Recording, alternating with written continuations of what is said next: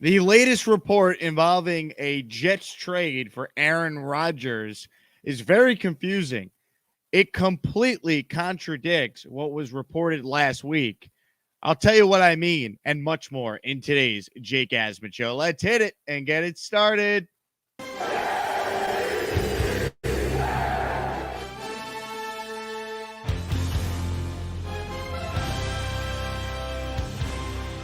The New York Jets are all in 2023. Hey, Jet fans, are you ready? You're writing the story of your own life. Never allow another man to hold the pen. Hit the like button down below and please subscribe to the channel. Super Chat, baby. Cut the line. The pieces are in place. It's time for the Jets to put it together. Now, let's talk about the New York Jets. This is the Jake Asman Show. Here we go on a Friday, 6 days away from the NFL draft and 1 week away from the second round of the NFL draft. And obviously, if a Rodgers trade is going to go down, there's a good chance one of those second round picks the Jets own would be in the deal. So we're going to talk about Aaron Rodgers to start the show. There's some news that came out yesterday that he actually was recruiting Calais Campbell to join the Jets, which I think is a very positive sign about Aaron Rodgers being all in for 2023 to help this Jets team. But that's not where we're going to start.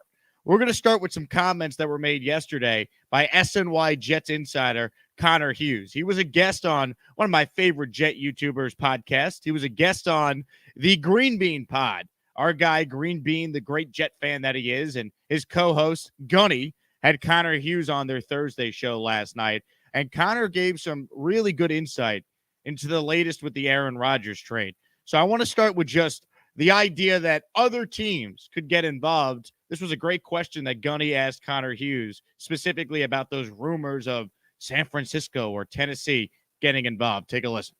You've heard some of the rumors going around in regards to potential suitors that are coming into play now for Aaron Rodgers. Yeah. So my question to you is, do you think the rumors of other teams being interested are last-ditch efforts by the Packers organization to potentially scare the Jets into meeting their asking price? The one that came out a while ago about the Niners, I felt was like, that was like the ultimate like threat. Like, really, man? Because like, I don't know. I just can't see Kyle screwing over Robert like that. I mean, there's so much good feels between the Jets and the Niners that that was the one where I saw, I was like, man, if that was going to happen, it would have happened earlier. Look, I said this earlier in the show, like whether teams get in on it late, whether the teams get in on it not. I mean, the Jets are literally constructing their playbook around Aaron Rodgers, where they're taking things and adding it to their playbook that Aaron Rodgers likes. I mean, they've been doing that for months, right? I mean, the players are under the impression that he is coming. The coaching staff is under the impression that he is coming. The front office is under the impression that he's coming. Ownership is. The only thing that I would say to that is that Joe Douglas realizes, and the Jets realize that, realize, the mud that would be on this team's face and the embarrassment that would be on this franchise if they do not land him at this point. Like, that's the thing. Amen. It has to get done. There isn't any other team at this point right now. We continue to say that. We continue to talk about that. The Niners situation never has made any sense. And I actually think it's a really good point that Connor brings up there, right? Robert Saleh and Kyle Shanahan are incredibly close. Kyle Shanahan's going to step in at the last second and swoop in and steal Aaron Rodgers. I just don't see it. Even if the Niners had the draft resources to do it and the salary cap space to do it, it does not seem like that's a move the Niners are going to make. I don't care what Tiki Barber says. I don't care what some unnamed blogger wants to throw out there. If you just connect the dots, it doesn't make any sense. It really doesn't. Rodgers has told the Jets he's coming. He told Nate Hackett he's coming. He told Alan Lazard he's coming. It does not make any sense for the Niners to get involved. The Titans make even less sense given their roster, given their situation as far as the Ryan Tannehill uncertainty. The fact that they got a first-year GM, that's going to be his big move. GMs usually get in. You know what they do? They give it a year to breathe. They evaluate what they have before they make that gigantic splash. If you're Ron Carthon, the new GM in Tennessee, Your first big move is to bring in Rodgers for maybe a year, assuming Rodgers even wants to go there, which we know he doesn't. But let's say he did. That's your move? Trade a bunch of resources for Aaron Rodgers for a year when you're a team that's probably more looking like a rebuild than go all in type of move? It doesn't make any sense. And those seem to be the only two teams people want to bring up, but neither team makes sense. So I don't know where that continues to come from. I think it's just, hey, we need something to talk about. If you're a New York radio host, it's like, well, it's boring every day to say eventually it's going to get done. That doesn't move the needle. What moves the needle is, well, what if the Niners swoop in? Jets are going to have egg on their face. They're going to look terrible and all this. Yeah, they would if that were to happen. But let's say that was a real thing. You don't think Woody Johnson at that point would be like, Joe, just get this deal done? I can't have the egg on my face from this fan base. We'll be the laughing stocks of the league if we fail to make this deal. There's no deadline right now. That's why there's been nothing that's happened. And as we found out more in this conversation with Connor Hughes, perhaps it was the Packers moving the goalposts, not the Jets. So if you remember, last week or the week before, Charles Robinson on Yahoo Sports did an interview on ESPN in Milwaukee. And Charles Robinson said that essentially after Aaron Rodgers went on with Pat McAfee and said that he was 90% retired, Woody Johnson got spooked a little bit and said, I'm not going to give up a first-round pick next year for a guy we might only have for 1 year.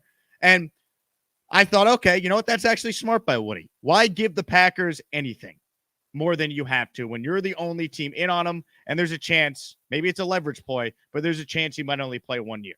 So I thought Woody was smart for that, even though people were like, Woody's getting involved again. That's actually smart football ownership. He's protecting the franchise. He's not trying to bid against himself. And I think it was more Joe Douglas advising him than Woody, but whatever. So that was the story that came out. Woody's holding up the deal because he got spooked by Rodgers' interview on McAfee. What really didn't make sense, though, is if you remember, in that interview with Pat McAfee, Aaron Rodgers said his intention was to play for the Jets, and the holdup is the Packers' asking price. He said that.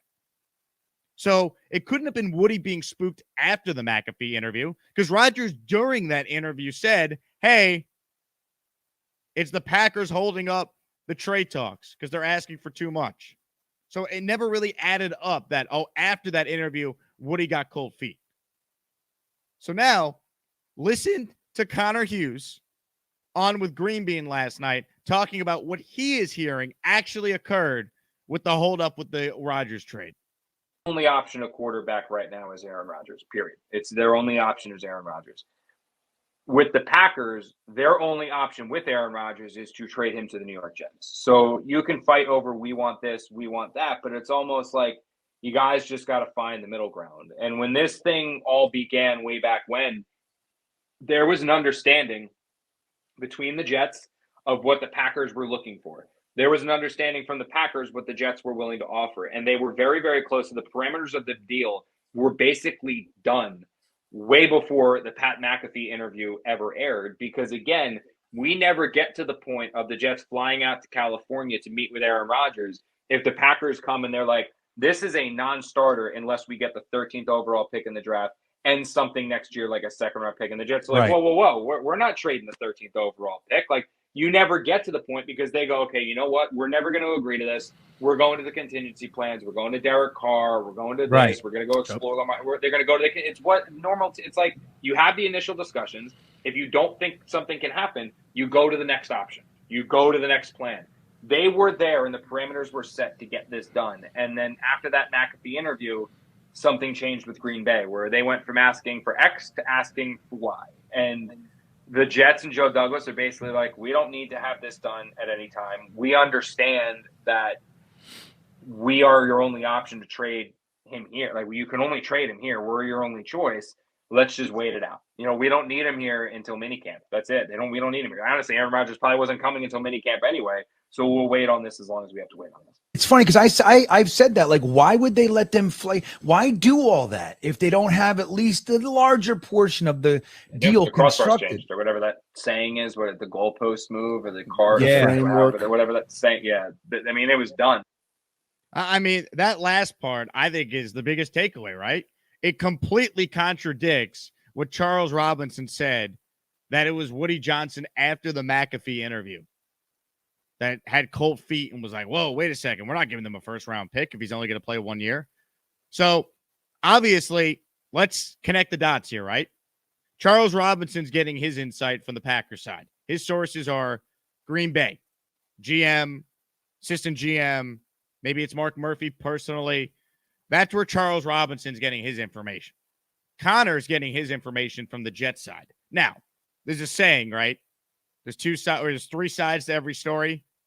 One side, the other side, and somewhere in the middle lies the truth. Kind of feels like that's what's happening here. So Connor's being told by the Jets, hey, Green Bay moved the goalposts. You know, they heard that McAfee interview where Rodgers basically roasted the GM and the team president, and they got pissed and they're asking for more. And Connor's saying that it's all on Green Bay why this deal hasn't happened.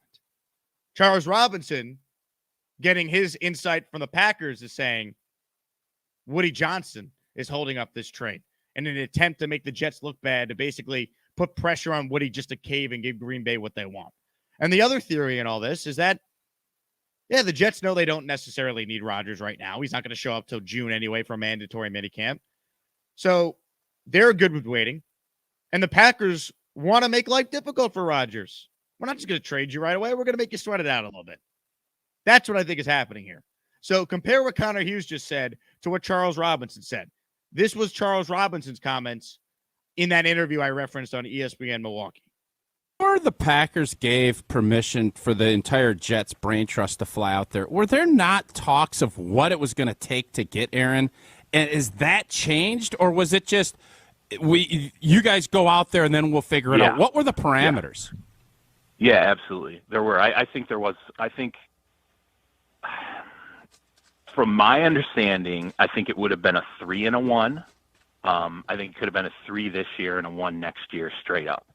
And I think at that time, the thought process was, again, the Jets were looking at it as like a 2-year window. Aaron's going to come in, he's going to play 2 years. And it wasn't until, again, the whole McAfee show and the Darkness Retreat statement about the 90%, where all of a sudden I think that spooked Woody. I really do. And suddenly he was like, hey, if this is just a 1-year window, we're not giving up. I'm paraphrasing here, but my understanding, like Woody's entire stance on it was, we're not giving up a 1 for this. We're not giving up a 1 for what might be a 1-year window here and another asset on top of it, whether that's a 3 or 2 or whatever. And so I think there were pretty extensive talks that kind of whittled it down into that zone right around the time of that visit. So it wasn't like the two parties were going into it blind. They felt pretty close. And then things just changed, when all of a sudden Woody's like, wait a minute, we might not even have this guy for a year. And, if we give up a 1, what if something goes wrong in 2023 and we have no protection? So it's basically two sides saying two totally different things. Connor's sources telling him Packers changed the deal after the McAfee interview. Charles Robinson's sources are telling you Woody Johnson got cold feet after he heard Rodgers say he was 90% retired. But it doesn't add up from the Green Bay side, because Rodgers in that interview came out and said the holdup is the compensation for what the Packers are asking for. And Rodgers went on that whole rant about doing the right thing for arguably the greatest player in the history of the franchise. Like, once again, the Patriots let Tom Brady go for nothing. They worked out a deal in his contract where they couldn't even franchise tag him.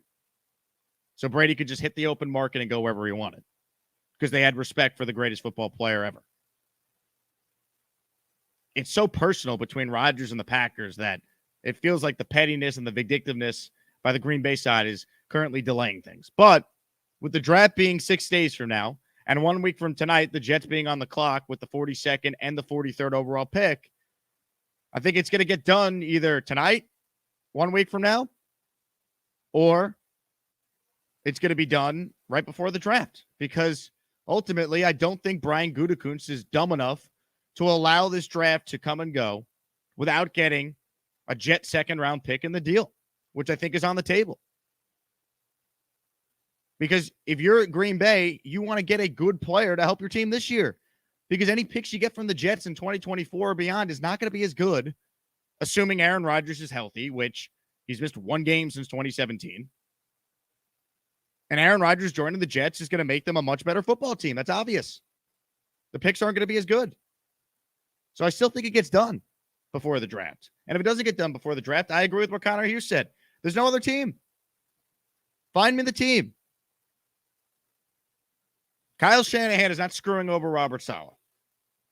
And the Niners, I just don't think, have the salary cap and the mechanism to really add Aaron Rodgers. Plus, Rodgers, I don't even think wants to truly go there. He said he doesn't want to play in San Fran. Was he kidding when he made those comments during that golf tournament? I don't know. I just don't think he wants to go to the Niners. I think he wants to go where he's comfortable. He is the most comfortable with the Jets because of Nathaniel Hackett, so on and so forth. But do I believe the Packers have maybe moved the goalpost? Yeah, I think that's plausible from Connor. Because if you add up the timeline for the Woody, getting cold feet after the McAfee interview, it really doesn't make sense when you remember that Rodgers in that interview said the holdup is on the Green Bay side of things. So, interesting takeaway there from Connor Hughes. Good job by GreenBean for having him on their show last night. Really good interview. You guys should check that out. Now, there's more to get to here with Aaron Rodgers. People have said, well, how invested is Rodgers going to be? Is he just playing for the Jets because he doesn't want to retire because he's owed $110 million over the next 2 years? And yeah, look, money talks, all right? Money motivates all of us. Believe me, I'm motivated by money. I'm a capitalist. Someone paid me $300 to ban FM for life. I gladly took the money. I could be bought. But on a serious note, I think Aaron Rodgers is all in. I think he's pissed that people don't think he's any good. I think he's pissed by how the Packers have handled it. The great ones always find ways to motivate themselves, have that chip on their shoulder. I think the Jets are going to get the pissed off version of Aaron Rodgers that the Packer fan got to watch after they took Jordan Love and he won back-to-back MVPs. Now, I don't know if Rodgers is going to do that with the Jets, but I think he's going to go out there and be awesome this season, assuming health is a factor for Rodgers. And it was great to hear this yesterday on Josina Anderson's podcast with Calais Campbell as the guest. So Campbell very nearly signed with the Jets. He chose not to, essentially because Atlanta offered slightly more money, and Calais Campbell said that the Falcons gave him the opportunity to play defensive end, not defensive tackle, which is what he would have done with the New York Jets. So money talks and position value talks. Calais wants to play DE. Jets obviously needed an interior guy. But this nugget here from Calais Campbell about Rodgers reaching out to him, I think should excite every Jets fan. I mean, it's on a lower level, I had the Dolphins and the Eagles, make that, I had to consider. The Jets? The Jets made almost equal offer, as the Falcons. And, it was kind of crazy because Aaron Rodgers texted me. He's like, yo, come on, man, let's go win a championship together. And that was appealing having, Aaron Rodgers text you. Talking about winning a Super Bowl together. But when it came down to it, man, I just had this gut feeling that Atlanta was a special place, and the value I could bring would be most affected there. So that's gotta excite, I think, every Jet fan. Calais Campbell saying, "Yeah, Aaron Rodgers texted me. Let's go win a Super Bowl." Pretty cool. Now, look, they ultimately didn't sign Calais Campbell, and we know why, as Calais explained in the conversation, but I mean, this indicates that Rodgers is all in to play for the Jets. He's not going anywhere else. Right? Alan Lazard and Aaron Rodgers have been working out together. So it will happen. I know we're sick of saying it will happen, and then it doesn't happen that day, but we're getting close. We're getting close to some tangible things actually unfolding here. With that being said, we will open it up now to your comments and questions here on a Friday Jake Asman show. Super chats go first. If you want to call in, the Gusbuster hotline is linked into the comments. Gusbuster.com. Get yourself an umbrella, folks. It is the best umbrella on the planet. Promo code Jake. Get yourself 15% off on any umbrella. Unflippable, unflappable, unleakable. It's the Gusbuster, the #1 umbrella in all of golf. Check it out. Here we go. Comments, questions, super chats go first, which is where we start this morning on the program. This super chat comes from Hard Knob Life, who says Gutekunst seems pretty dumb. Look, ultimately, let's see what the return ends up being before we say he's dumb. I think if he gets a second-round pick from the Jets, he did his job. He's in a tough spot. Now, we could debate, his tenure as the GM. Like, should he have taken Jordan Love when this team was coming off, an NFC title game appearance? We can go back to that, but it does feel like there's some pettiness on the Packers side right now with this whole thing. But we'll see what Gutekunst ends up getting. He's dumb, I believe, if we get to this time next week and there's no deal. We get past 42nd and 43rd in the draft this time 1 week from tonight, and there's no deal. Asman with a super chat says, finally caught you live, just checking in. We've gone live in the morning the last couple days just to give some more people the opportunity to engage with us live because obviously, some people work mornings, nights, afternoons. Appreciate everyone that's tuned in either live or after the fact. Astamar with a super chat. When Green Bay traded the wide receiver, I think it was a 2-week stint for a small market club.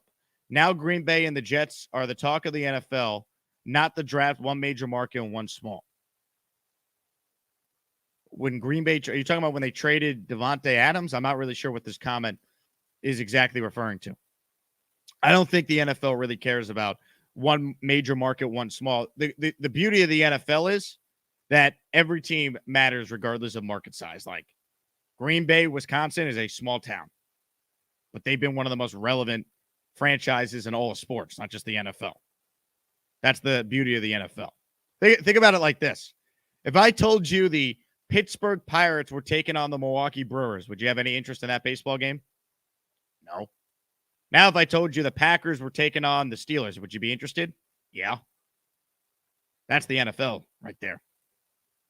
That's the power of the football in a nutshell. Alex with a super chat.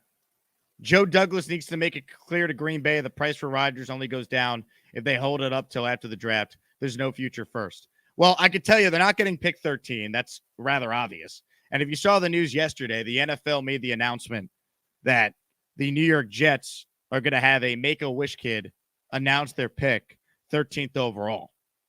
So, do with that information what you want, but that seems to imply that pick 13 is not going to be in the Aaron Rodgers trade. Now, could it be in a pick swap scenario? Sure. That is possible, but does not seem like that's happening right now. And that's where we're at. That's where we've been at. I still think a second-round pick this year gets done in the deal, and probably a conditional third that maybe could be up to a 1, which I think the Jets would be happy to give them the 1 next year if Rodgers met the conditions on that pick. There's probably, play 80% of the snaps and reach the AFC title game, maybe reach the Super Bowl. That seems to be where we're at. Let's get back to more of your comments here, and then we'll open it up to your calls. Jet Life says, Jake, is it ever too early to send someone to the Shadow Realm? Absolutely not. We already have a couple candidates in the comments, which I'll get to. R&R says, need my daily Jake fix. Welcome aboard, RR. K Suave says, go Knicks. Big one tonight for the Knicks. The Garden's going to be rocking. We got Knicks. We got Islanders tonight as they basically are in a must-win. Can't go down 3-0. King Blaze says, go Rangers. Yep, good win by the Rangers last night. Pains me to say it. The Rangers are nasty. Jets Forever says, Rodgers trade will happen post-draft. Not the worst thing in the world if that's the case. You're giving Joe Douglas 3 picks in the top 43. Luis says, would love to see the Bruins get eliminated. Wouldn't we all? F Boston. I think I speak for every New Yorker with that one. Sweaty KFC writes in, Rodgers said he let both sides know the Friday before the Pat McAfee show. Definitely not Woody. The Packers are just greedy. That's what I keep going back to, right? As I talked about in the open to the show. Garrett says we need a big Knicks win tonight. Absolutely. GTA says the media loves to spin the narrative the Jets are messing this up. That's unfortunately why the Jets are in a tough spot nationally. People assume when something doesn't go right, it's same old Jets. Or if there's a holdup in something like this, it's the Jets. When I really don't think it is. I think it's Green Bay trying to hold out to make it seem clear to their fan base. We're doing everything to extract the most value we can. And really, deadlines create action. There's no deadline until next week. And even after next week, if the Packers really wanted to drag their feet, June 1st. That's when they could get some cap relief if they moved Rodgers. Craig writes in, Craig's been spamming our chat with nonstop Packers spin job stuff. Rodgers also said, I am immunized. He loves to play the words. San Fran was his childhood team, and they're a quarterback away from winning it all. Trade Trey Lance in a package and give it to Green Bay. What do you think they're getting for Trey Lance, Craig? What a dumb comment. Trey Lance has no trade value right now. How do you even determine what his trade value is? What pick are they going to get for Trey Lance? What picks? They're gonna flip Trey Lance for a bunch of assets and then have assets to acquire Rodgers. A couple things with that. One, Niners don't have the cap space for Rodgers. They haven't signed Nick Bosa yet, and they only have $3 million in cap space. And two, as Connor Hughes brought up, and it's a point I really haven't thought of, but he's right, Kyle Shanahan is not going to screw over Robert Saleh. He's not. That ship has sailed. Plus, I don't think Rodgers wants to go to the Niners. As crazy as that sounds, I think he'd prefer the Jets. So, sorry. Don't think it's going to happen. Here we go to the calls on the Gusbuster Umbrella Hotline. Rick just dropped off, so Rick, if you call back, we'll go to you. But Alan, you're first up today. What's going on? Morning, Jake. Love the early morning show. I absolutely love it. The Rangers aren't just nasty; they're just loaded. And in my opinion, they, along with the Bruins, are the favorites to go to the Cup. They are just unbelievable right now. Two comments, one on the Jets and one on the NFL. As far as the Jets are concerned, as easy as it is to destroy the Jet franchise for the last decade for futility, this mess with Aaron Rodgers squarely falls in the laps of Mark Murphy and Brian Gutekunst. They listened to Aaron Rodgers absolutely destroy that franchise and those two people on the Pat McAfee show, and they had to go to their shareholders and basically tell them, we're going to trade him, but we're only going to trade him for this. So, in my opinion, they are just basically trying to save face with this. They know they're not going to get a first-round pick this year. They're also not going to get a straight-up first-round pick next year. So, in my opinion, this is basically like stalling until the last possible moment to get the best deal that they have. And again, a second this year and maybe a second next year makes a lot of sense for both teams. Yeah, I completely agree with you, Alan. And another comment on the NFL. I think I read this on your feed. Are the Texans really thinking about Will Levis at number 2? Yes, they are. That would be the biggest. And I watched the SEC this year. He is absolutely dreadful. And in my opinion, I wouldn't touch him in the first round, nonetheless, to take him second overall. So I know they may not like Stroud. If I was them, I would draft Anderson and maybe trade up of 12 to get maybe a Richardson. But again, I wouldn't even touch Will Levis at 2. Completely agree. I agree with that, Alan. And look, ultimately, I think Will Anderson could be the pick at 2, and then the Texans maybe hold out hope that Levis or Richardson falls to 12, which by the day seems more possible. But yeah, I don't get it either. If I'm the Texans, I would take CJ Stroud and just go forward. But there's a lot there with Stroud they don't like. I think a lot of it is personal stuff because of his agent being Deshaun's agent, David Mulligetta. But we'll see. As far as what Alan said about this deal dragging on, I agree. I think if the Packers had a true owner, it would have been done by now. I think Woody gets on the phone with that guy and they work this out.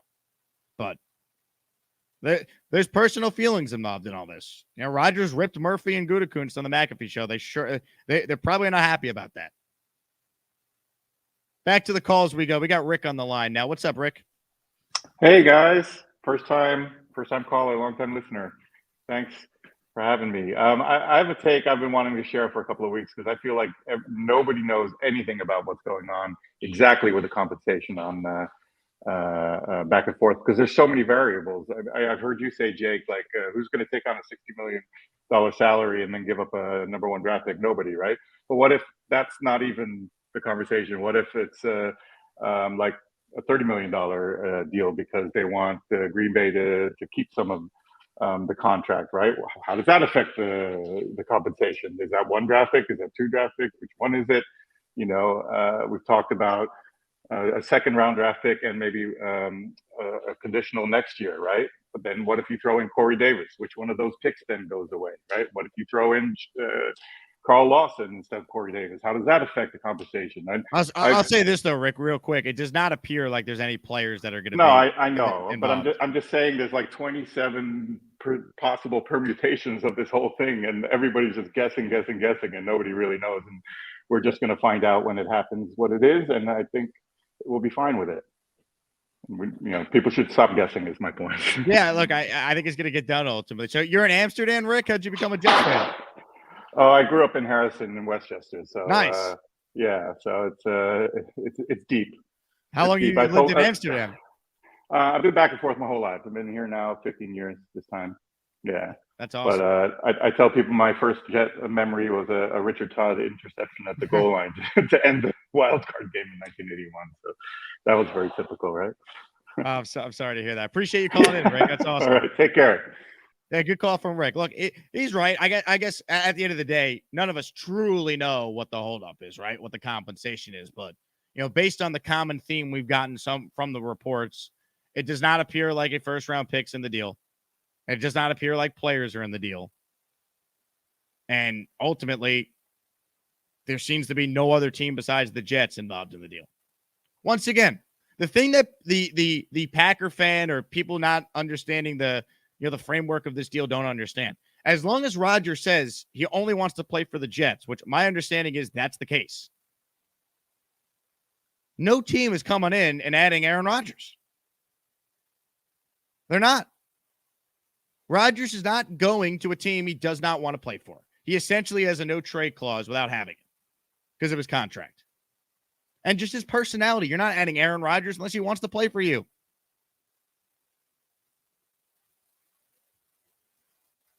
Hawk says, true Jet fan, first memory is pain. Yeah.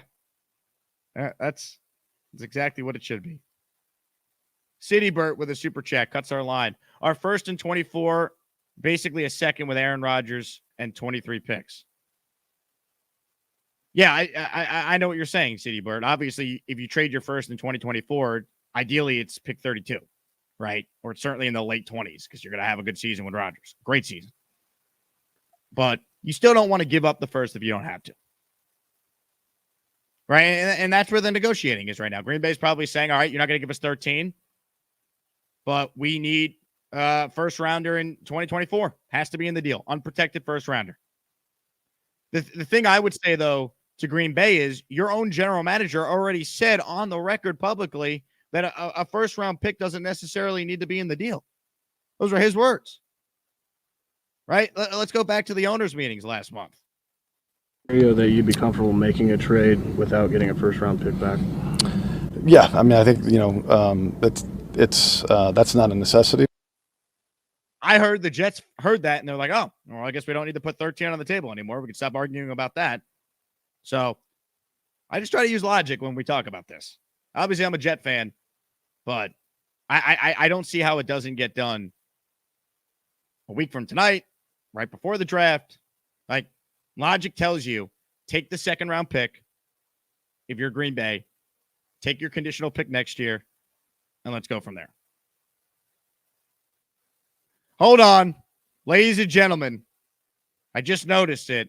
A member of the Banned for Life list has joined us in the comment section. And you know how we do things around here if you're new to the show. When you're banned for life, the second you comment, we immediately send you to the Shadow Realm. And now for a special announcement from Jake Asman. There's consequences to saying dumb things on this show. FM, you're going to the Shadow Realm, bozo, for life. See you never.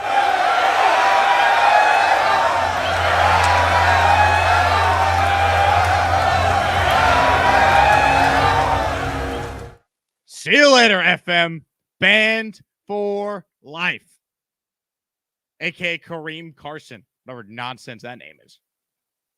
Shout out to Gator for the latest FM custom shadow round video. Good God, that man is unreal.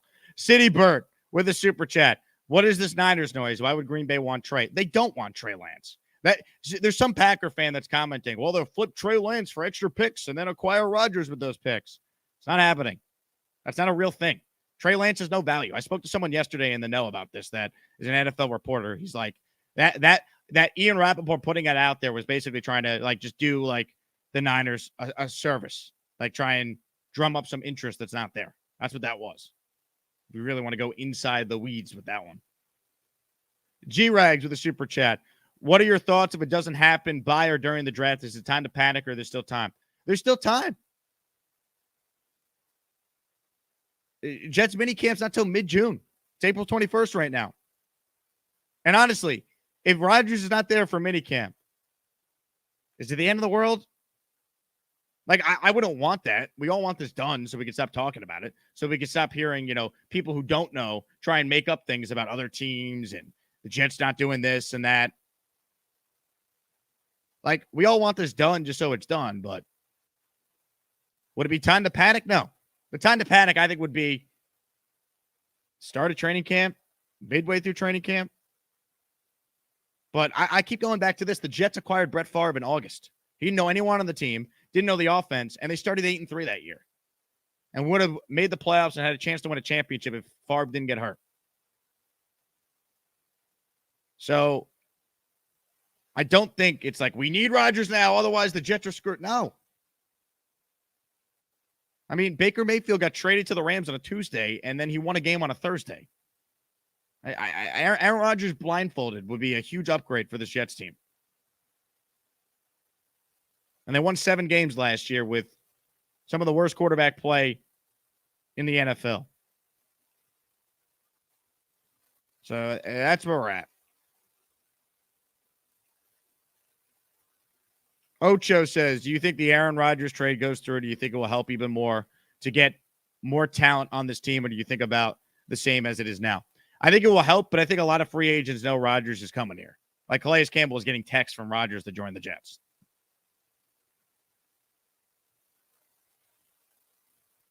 Craig writes in, we have his right. Craig's a Packer fan if you can't tell. And we're going to get something for him. It's not going to be the crap you're offering. Couple things for you, Craig. What do you think Rodgers is worth? Like, you strike me as a very delusional fan of the Green Bay Packers. You've had too much cheese today.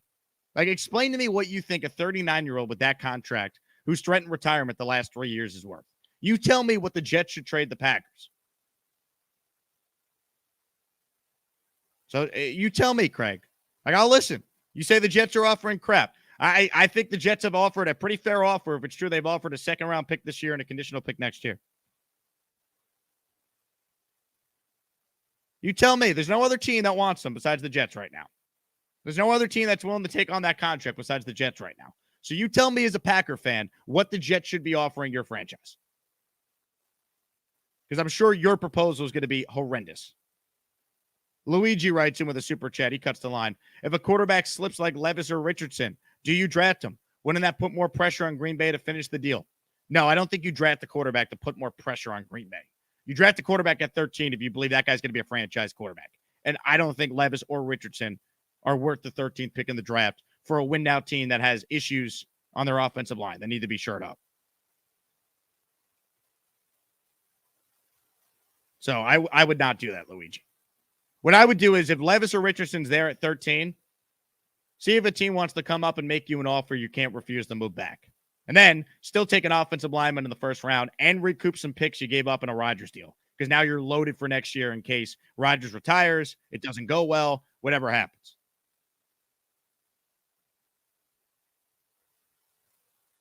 But I'm not wasting pick 13 on a leverage ploy, a bluff, right?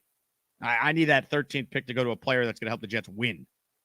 The same way when the Bucs added Tom Brady, they used their 13th overall pick that year to draft Tristan Wirfs, who's now an all-pro right tackle.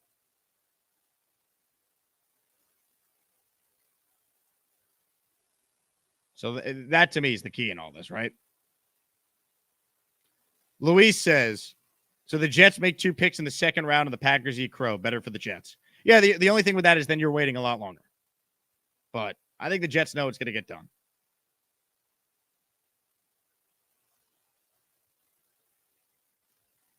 Braden Mann's watching the show. He says, shank the like button. I agree with that comment. You know, nobody's better at shanking things than the Jets' former punter. You know, I keep waiting for that guy Craig to offer up a trade proposal, right? He says the Jets are offering crap. Notice he's been silent. That's the thing with these keyboard warriors. You actually give them an opportunity to respond, and they say nothing. Incredible. Let's go back to the phones right now. We got Chicago Jets fan on the line. What's going on, Chicago Jets fan? Hey, Jake. I got one thing about Aaron Rodgers, question about Aaron, and something to say to the state of Wisconsin. First thing, the state of Wisconsin, it's amazing. They have this sense of entitlement. If I had a player on my team that didn't want to play for my team, who's going to get paid a guaranteed over $100 million over the next 2 years, who seems like he'll come back just to spite, I would be freaking out. I would want to get anything for the guy. I don't even know where the leverage is in Wisconsin. Only these people, and I'm in Illinois. They're north of me. I deal with them all the time. Only these people could act like this. That's the first thing about Wisconsin. Aaron Rodgers, no pressure. They could airdrop Aaron Rodgers in an hour before the first quarter so he could stretch. He'll still win the first game. I'm not worried. And then I have a question, Aaron. So obviously we're all talking about the trade. So we haven't looked at, thinking about maybe in this state of mind, but next year, let's say we have Aaron, we come short of the Super Bowl. Does he restructure in a very favorable way for the team or take a pay cut to facilitate more talent coming in?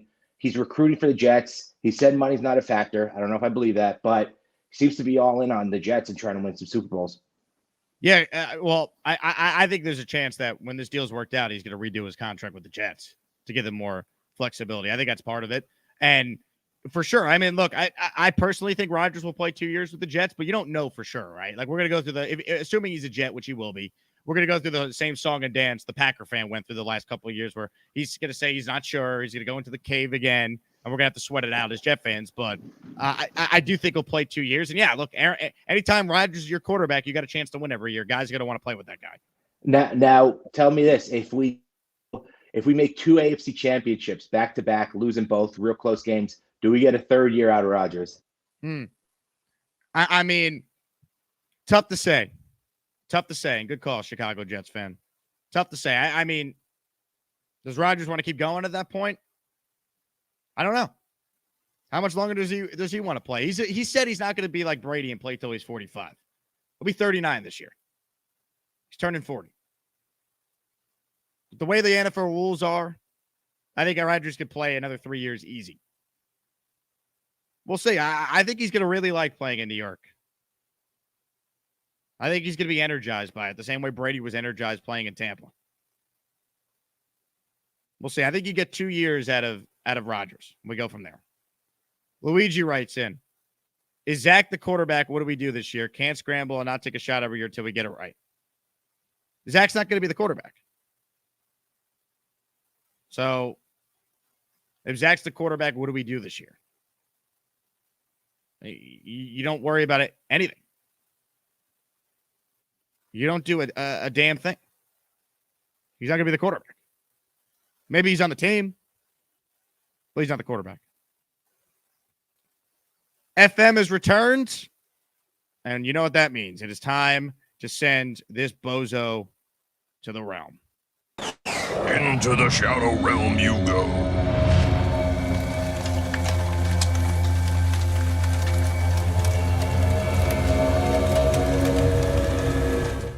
Unbelievable. The man gets banned, immediately makes another account. And then, because I have subscriber-only chat on, has to wait 5 minutes before he can comment something just to comment that and get banned again. This has been going on for weeks. It's incredible. Let's go back to the calls right now. This guy's always incredible. V-Man is up next. V-Man, no Hitler references today. What's going on? No, that's not. I was going to reference Napoleon. Okay. Because you quote Napoleon, never correct your opponent when he makes a mistake. The Packers want to dig their feet in the ground and miss out on the 2023 NFL draft, let them. Better for us. You know what I'm saying? Yeah, I agree with you. Now, I want to see this get done. Like, I just want it done. Yeah, and to go back on the Niners thing, because I saw something. It's ridiculous. Let's remember who Aaron Rodgers is. He's a guy who holds grudges. You think he's ever going to forget? And I know that pretty much everyone in the organization was not there in 2005. But you think he's still ever going to forgive the Niners for passing him up? His childhood team passing him up for Alex Smith, and then think about the legacy aspect of it. The Niners have been his playoff boogeyman for years, and going to the Niners, everyone's going to say, "Oh, you can't beat the Niners, so you're joining them." It's a it would in his mind tarnish his own legacy if you can't beat. And someone will say, "Oh, well, you're going to the AFC, so you're not going to run into the Niners." You don't know that the Niners are pretty much the Super Bowl favorites. So if you're going to be getting to the Super Bowl, there's a good chance you got to go through. You're going to have to beat San Francisco to win the game. So in reality, the Niners is such an absurd concept from when you look at it from those two elements, not even factoring in that they don't have the cap space nor the draft capital to get the deal done. So, I mean, it's just a ridiculous concept. It's just being pushed by people. It's just being pushed by people to try to scare the Jets into blinking and giving the Green Bay what they want. Yeah, look, I agree with you, man. And I think ultimately deadlines create action, and there's an official deadline, I think, for this to get done by, honestly, tonight. 1 week from tonight, if you think about it, when the second round starts. And the Jets are there with pick 42, pick 43. Jets Chaos says Connor also said he's 100% sure the trade will happen. Yeah, because that's what logic tells you. Anyone in the know will tell you this is getting done. That's a fact. All right, one final call before we wrap up today, because I'm doing a Twitter Spaces with some Jet guys who want to check that out at Jake Asman. Let's go to Hep, who's up next on the show. What's up, Hep? How you doing, Jake? How are you, Hep? Good. A couple of things. I expect Zach to actually play pretty good this offseason. No pressure. His mentors in front of him. I think we're going to see something from Zach in the offseason. Hopefully he'll be able to fill that that backup role. The other thing is punter Matt Arazer is still out there. He's been cleared of his name, and he looked like Ray Guy coming out of college. I wonder why the Jets aren't poking on him. Well, they signed Thomas Morstead. What's that? They signed Thomas Morstead, so they're set at punter. Oh, they did. Okay. The other thing is I challenge V-Man to a guitar battle. All right. Okay. Thanks, Jake. Good work, bud. You got it, Hep. A Hep versus V-Man guitar battle. Hell yeah. Sign me up for that one. Yeah, the Jets signed Thomas Morstead like weeks ago. They signed him in like mid-March. It was a great move. He never should have left the team the first time. So Brady Man's done. They cut him. And now they have Thomas Morstead back, which is a good thing. Very good thing. John writes in, Jake, are you surprised the NFL hasn't intervened more because the NFL schedule is setting primetime games? No, I'm not, because the schedule doesn't come out till mid-May, so there's still time. There's still time here. We've been talking about this every day, so it feels like it's been going on forever, but Jets minicamp doesn't start till mid-June. Training camp doesn't start till July, late July. The season doesn't start till September. There's still, in reality, a lot of time for something to get done. And once again, when there's no other team that we know involved right now, that's why there's no deadline for something to get done. If there was another team involved, the Jets would have to give up more and be more aggressive into getting it done. But there's not, and that's why it just drags on. That's what the idiots who believe the Niners or Titans rumors don't seem to understand.